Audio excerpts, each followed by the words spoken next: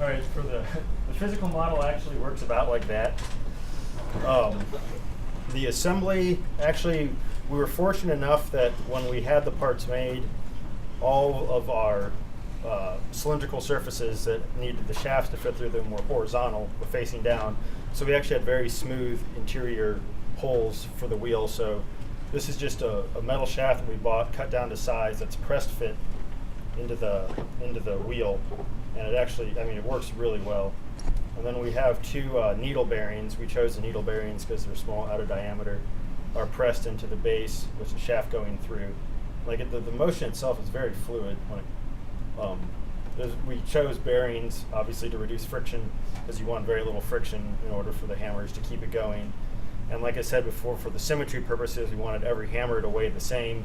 But you know, when you have a giant handle on there, it kind of defeats the purposes of symmetry. But it's actually pretty robust. It can spin fairly fast and before it jams. But it worked fairly well. It does spin a little after the. So yeah, unfortunately we did not invent perpetual motion, but I think we accurately modeled what the machine actually does in real life. So that's that. Thank you.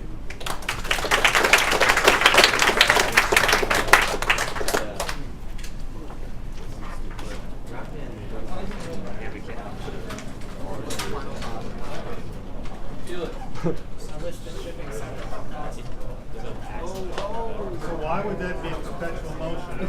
What's supposed to happen is, as you know, these move down, you know, they create the force that spins it.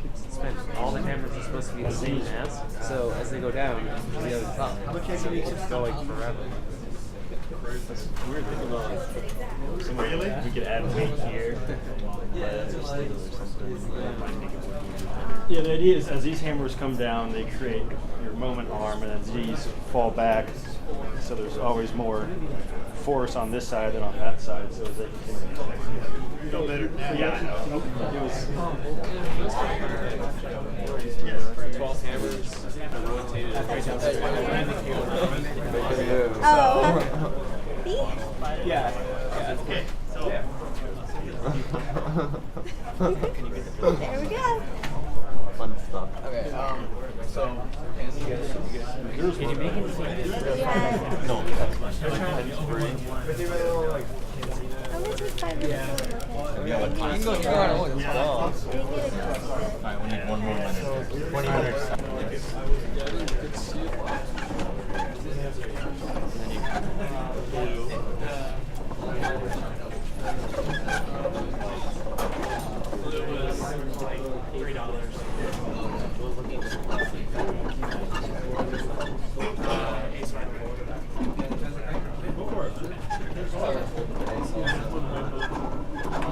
It's better if you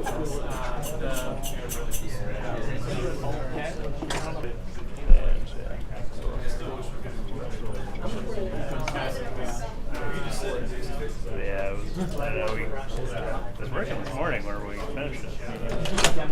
Of course, we're going to use turn.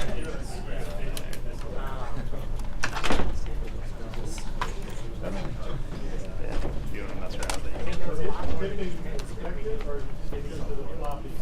might have actually came out. Like, if the motor's not on, so you put it sideways. Yeah. You gotta keep the motor on. Just keep it on.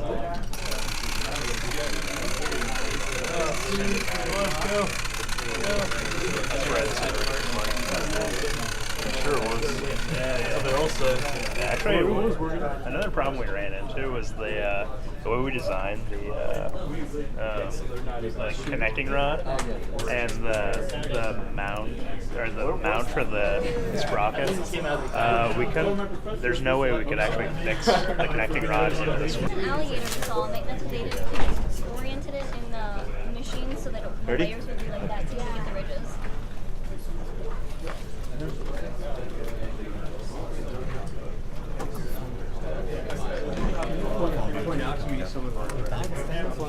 You mean like talk about it? And I put it in second eye. like the joint. Oh, man. I left it there and I came here. The Mac and the bag and everything. This is based on the clon mechanism, the linkage system.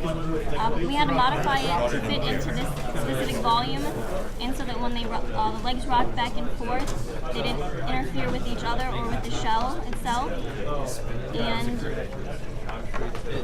we cut holes in it. We had to cut holes to make sure none of the cranks would hit the shell. And then we also took space out for volume issues.